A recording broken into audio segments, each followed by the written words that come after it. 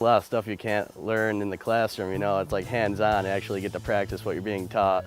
I feel like I focus better when I actually get to, you know, do the things that we're learning about, so you see it, and it's easier to learn, it's more interesting, it's fun.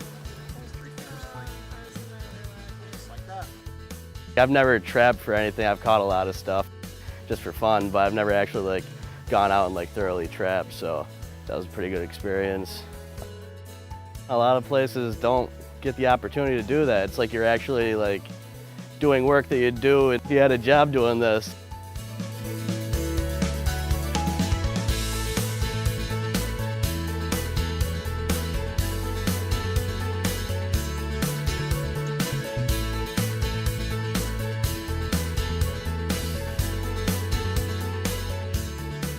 Keep your hands right where I am. I'm not moving them any further, otherwise he's gonna...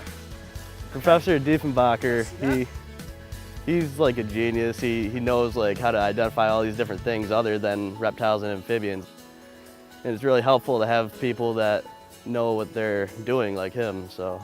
The dome, the curvature of the shell is the other problem. This is an example of what not to do. Will you measure these? These are in centimeters. So this would be 30. The hands-on experience is really nice, especially for learners like me. I need a lot of hands-on stuff to remember.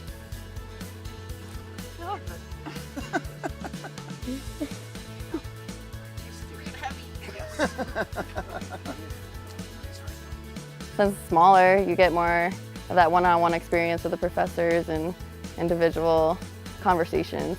These are the ones that will typically make a as they go into the water. Yes, I come complete with my own sound effects. Okay. So. I mean, we just started, and it's only once a week we meet up, but it's really exciting, and I don't mind spending my Fridays doing it.